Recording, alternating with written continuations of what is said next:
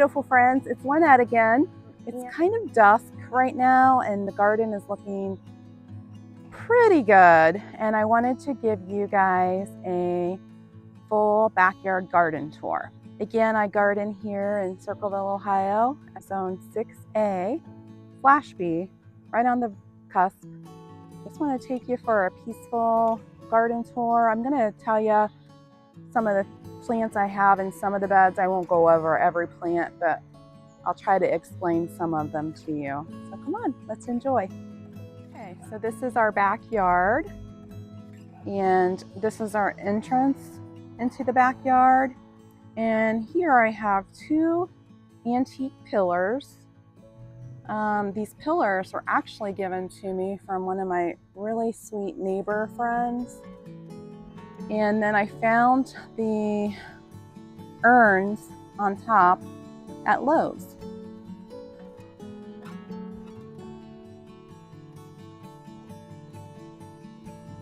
I planted these up with bubblegum supertunias, licorice vine, royal velvet supertunias, and I believe clear water supertunias. I just did a really big cutback on them actually yesterday. So they're looking a little, you know, we're in the end of August, so we're looking a little rough right now. And then the evergreen in the middle, that is a Green Mountain boxwood.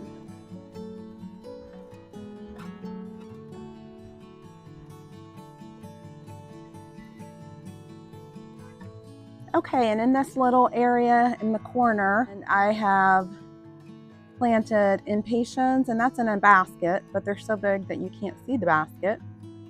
And then behind that, we have a incredible hydrangea. And in front of the incredible hydrangea, we have an endless summer macrophalia hydrangea. The purple spiky flower that you see there, that is an agastache. And in the very back, climbing up the wall beautifully, is English ivy.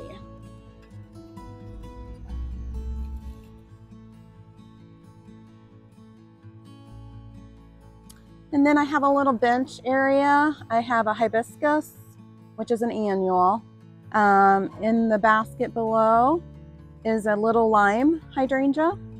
And then I have creeping Jenny and impatiens in the other basket. In the little tiny container is just a begonia and a strawberry plant with a little asparagus fern coming out the side.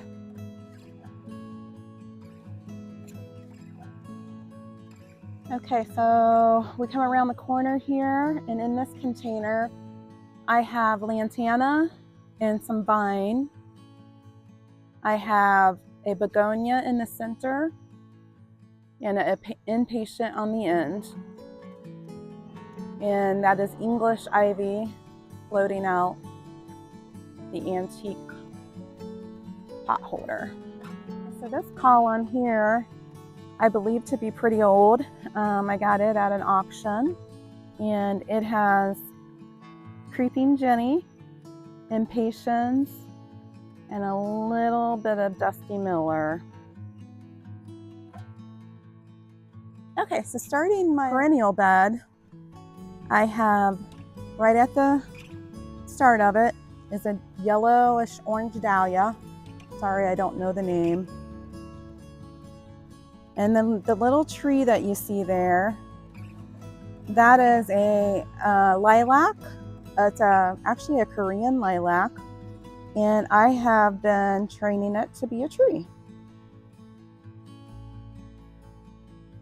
Right next to it is a little lime, and I am suffering big time right now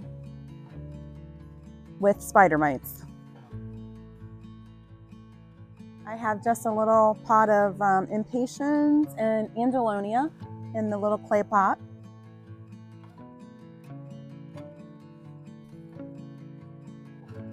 And then right there, the long spiky is Liatris.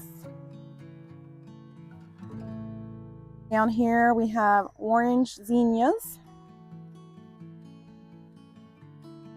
And the flowy thing that you see popping out there, that is Gara.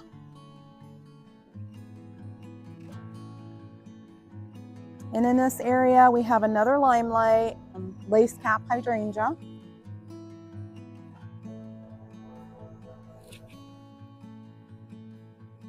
And then the lace cap hydrangea is backed by just a bunch of zinnias.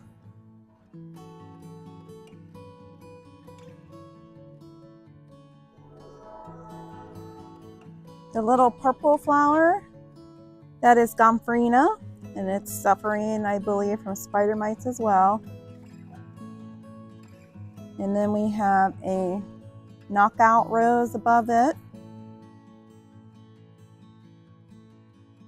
And I believe this is an antique rose celosia. The little purple flowers that you see kind of bursting up, that is Verbena Bonanciarius.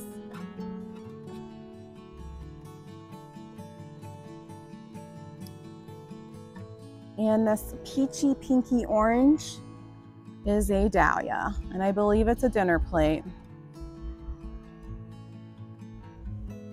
And this I believe to be a David Austin rose, but I don't know the name of it, and I want to almost say it's Monstead. And then beside that, the purple is just purple phlox. And then we have beside that another limelight hydrangea. And then another little Gara right here.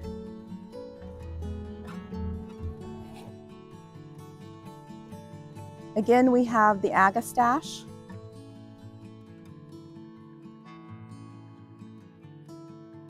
And then we have the vermillionaire for the hummingbirds.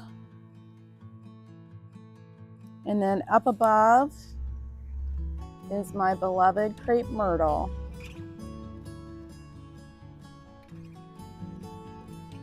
And unfortunately, I do not know the name of this. It was here before we moved in.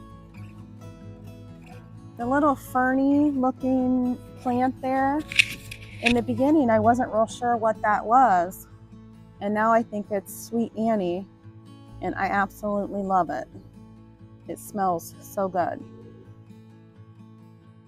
Coming up against some zinnias here, and I just planted quite a few. We have another dahlia in there, and dahlias are not supposed to come back for me. This particular dahlia here has came back 3 years in a row for me. Can you believe that? In Ohio, 6A, and this is the entire plant here. And I went ahead and put a purple phlox back there.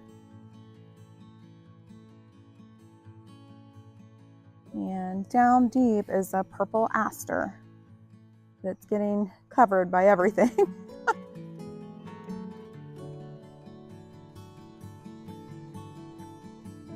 This large plant that you see here that has all green, that's a Nippon daisy, and it blooms in the fall. So I'm going to have a nice new fresh set of blooms coming this fall on that.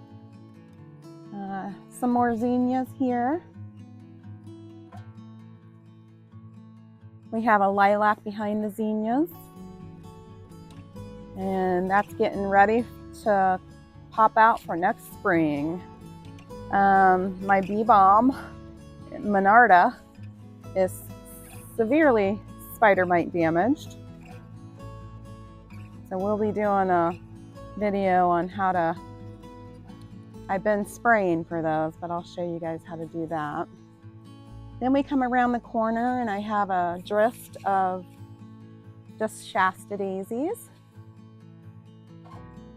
And they are pretty much done for the season. We have a few popping up here and there. And behind the Shasta daisies, I have another lilac, which looks so pretty in spring. And then just further down is the black-eyed Susans. Right here on the very back of our house, I have 2 butterfly bushes. And unfortunately, I don't know the names of these as well. This is a purple one. And behind it, I have a black trellis that I believe I got from Garden Supply. And it has a coral rose climbing up it. Down at the base, I have a mess of yarrow and Russian sage. And then over to the left of the window is a white butterfly bush.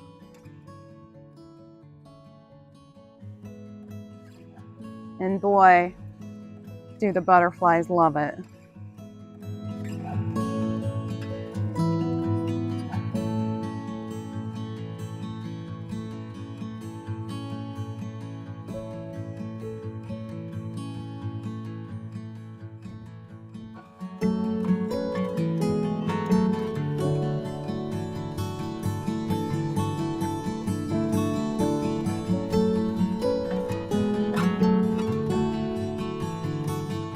Have a circle of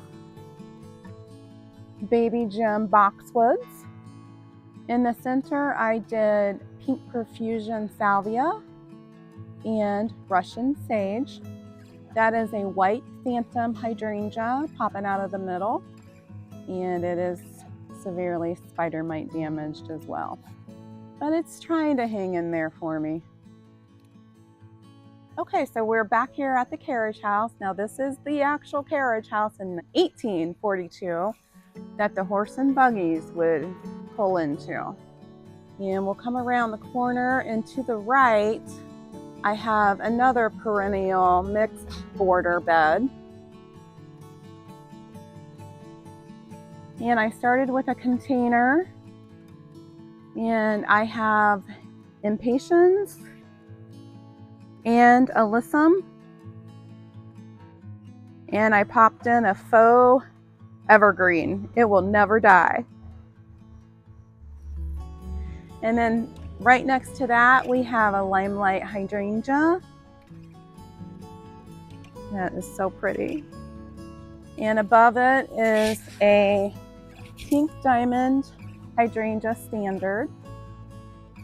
And I actually see some pink on these tips.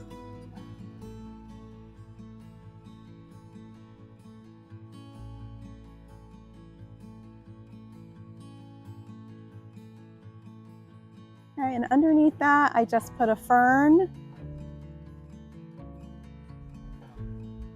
And then there's a myriad of different plants. The bright pink is a coleus. And then in front of that is globe purple gomphrena.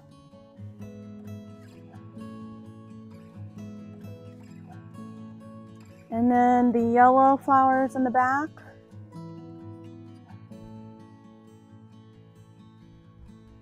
That is yellow coneflower. Okay, so right behind the phlox, we have a pink Eden climbing rose. And I'll throw up a picture on the screen when it's in its glory. Of course, it's done right now. It wants to join in with the sweet autumn clematis.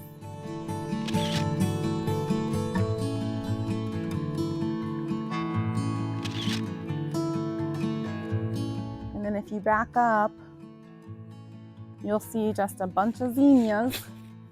And I think the orange zinnias are about as tall as I am, probably about 6 feet, which is crazy. So below the zinnias, the yellow flower is a dahlia, and some more purple globe gomphrena.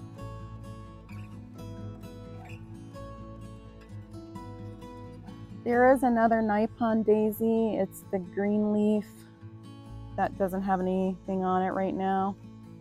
and I'll get some really pretty daisies here come fall. Right above it is another agastache, and it's huge. It's flanking on the side. That's one agastache.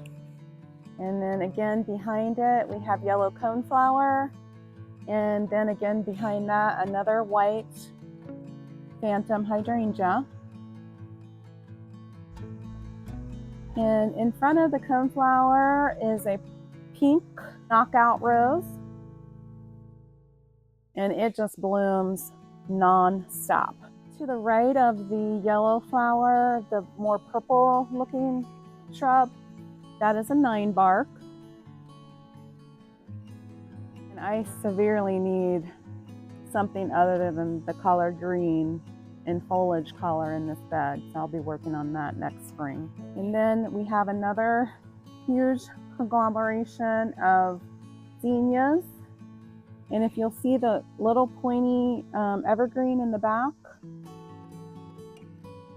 that is a sky holly pencil evergreen. And then down below, getting covered, is some more purple aster. And then do you see the little pink flower right there? That is amaranth, and it's self-seeded this year, so that's kind of fun. Self-seeding just means I had an amaranth of that sort last year, and now it is coming back for me. It's self-seeded. Aren't those just so pretty, these zinnias? And then below the zinnia, I have a peony, and you can see the spider mite damage severely on that. But hopefully it'll come back and be ready for spring next year. And we have a little Dusty Miller, the white flower, and then to the right of it, that is going to be my foxgloves for next year. And in this bed, I'll probably have about 20 foxgloves, you guys. I'll shoot up a picture of those as well because it's a glorious sight.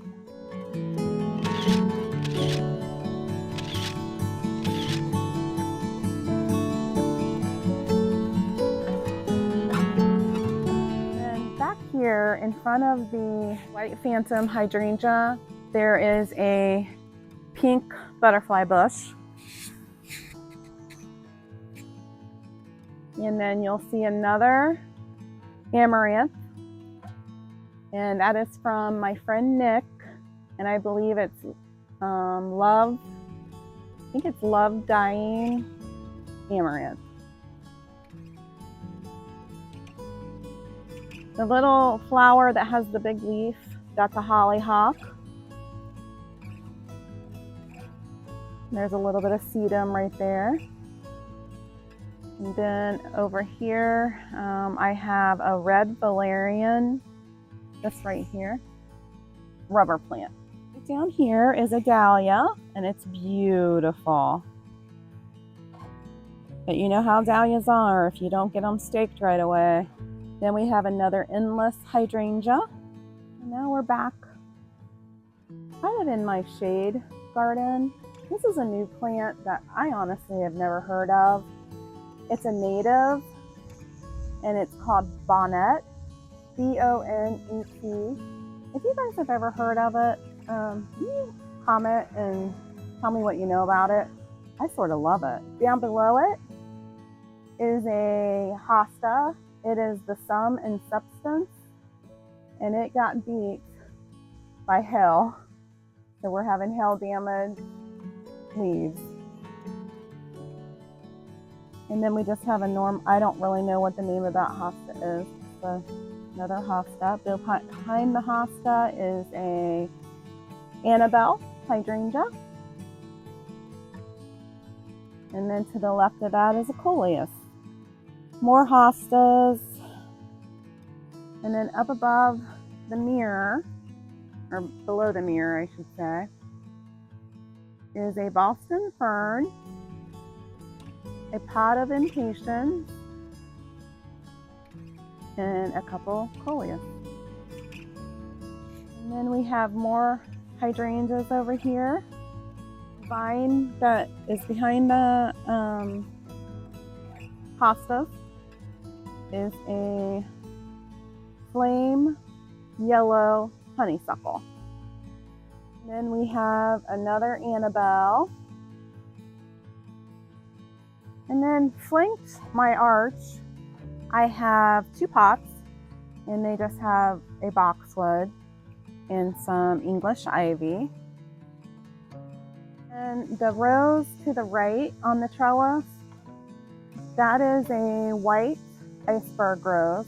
And then I just planted the rose at the base on the other side, and that's a James Calloway David Alston. And then the purple clematis is a Happy Jack. And then my pink faux roses were for a little tea party that I had. And some of you guys probably saw the tea party. Then over here at the fountain garden, my goal is to have a rectangle of Hicks yew shrubs, and hopefully I can get them large enough so that I can prune them into a large rectangle. And in the middle of the Hicks yews, I have incredible hydrangeas, and there are 6 of them flanking the fountain. And I just rectangled some impatiens in the coral color around the entire rectangle. And in the pots, I just have a hydrangea, I have a lantana, I have impatiens, I have a foxglove, I have some type of evergreen, some coleus, and a white dusty miller. On my brick wall, I just did a grouping of Boston ferns. And in the middle, in the clay pots, I did begonias and impatiens. You will see a few missing, and that's because the cats are knocking them off. In this area, I have a little container garden, and it is a red geranium with diamond frost euphorbia. And I am just loving that whimsy of the diamond frost euphorbia. And then down below, I have a foxglove. And I'm so excited about a foxglove in a pot. I don't know why, I just am. And a little impatiens below. And then in the other pot is another diamond frost euphorbia, a little bit of angelonia, a nice little weed, and some petunias. This is my newest little area. I'm gonna call it my Zen zone. This is gonna be the area that I get to come and relax after being in the garden on a really hot day. The very first plant you see there in the head is a kale. And I'll pop up the name of the kale because I can't remember.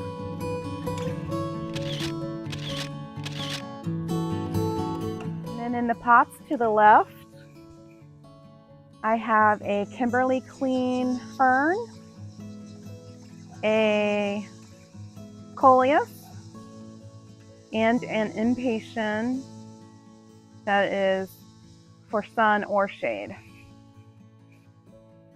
And on the other side, I have the exact same thing.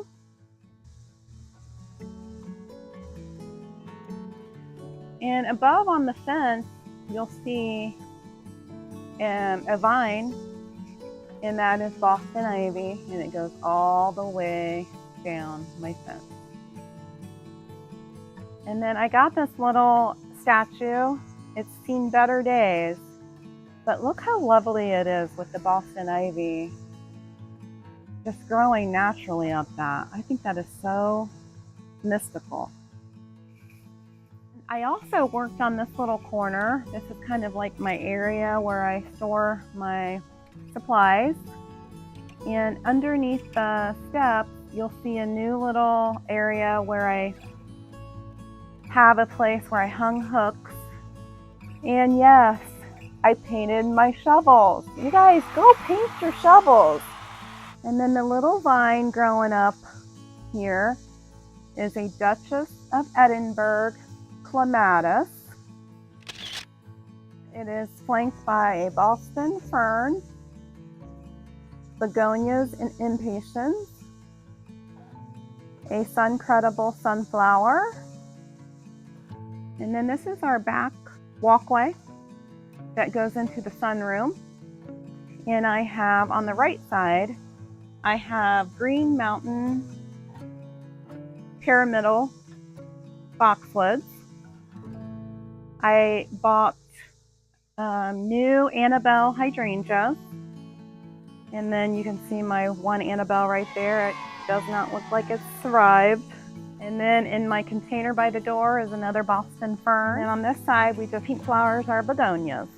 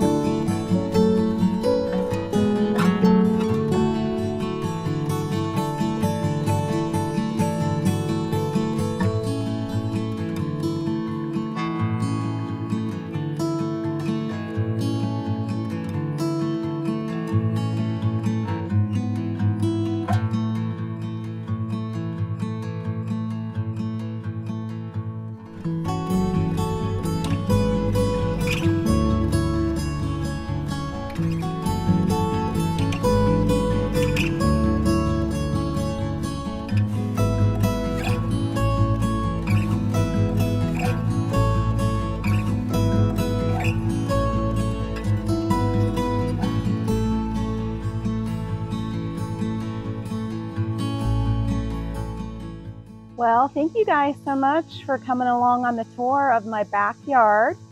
Stay tuned because I'm going to be having a full front yard garden tour, and I hope you guys can join me for that.